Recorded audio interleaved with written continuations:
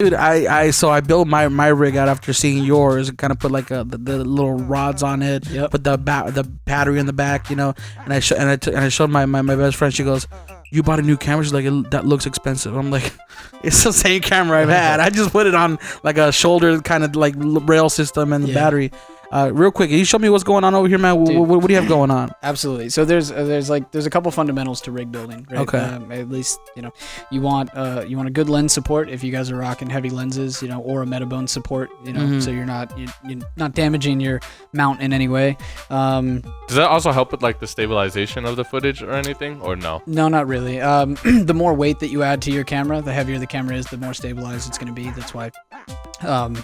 When you fly cameras on gimbals, you want to operate towards the heavier end of the load because the motors will usually perform better. Oh, really? So if you put like a A6500 with a pancake lens on a Ronin M, then you're gonna I didn't know that. It'll start to freak out. It's not gonna do as good as if it was a heavier load. Yeah.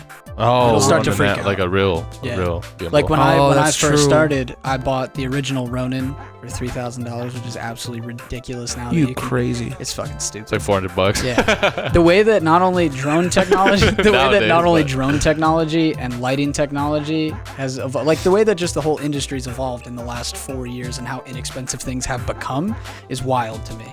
But and when I saw Aperture was the first company that was like, we're gonna take this $2,000 light and give it to you for $800, $1,000, or $700, right? Yeah.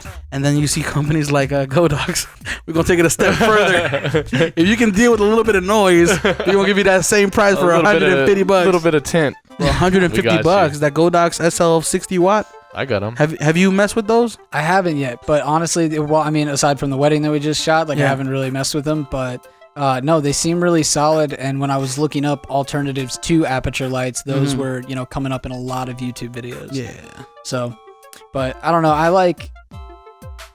always try to buy new, and I try to buy quality because then you buy once, you don't have to worry about it. But I mean, it just depends on what you're doing. If you're doing a lot of studio shoots where your gear's not getting a lot of wear and tear, and you don't have to worry about like what's the word I'm looking for? Rigidity? Yeah. Rigidity. There we go. You're not looking for that out of your, I buy cheap and buy often. That's my motto. I know. Because that way, I don't know if I'm doing video next year. I buy cheap because I don't know where this is going. I don't know what it is. I'm testing the waters right now. But sorry, you were talking about your rig. My bad. So, actually, let's go back to the point of, you talking about how your camera slides around, right? Yeah. You always want 2 points of lock.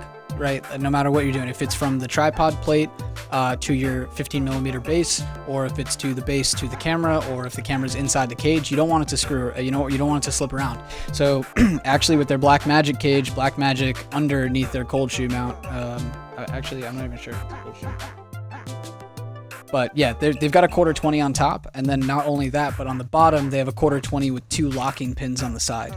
So Blackmagic thought ahead for this, and they actually have right next to their 1/4-20, they have 2 small little holes that pins go in. So even if you didn't screw it in on top, you'd still be your camera would still be locked inside.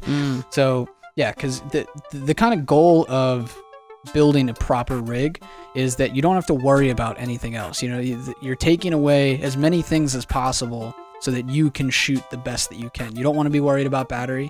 You don't want to be worried about struggling to see your image or making sure things are in focus. You don't want to be worried about audio or memory. Like, it's just the more stuff that you can take away from the process, it leaves you to focus on the fundamentals.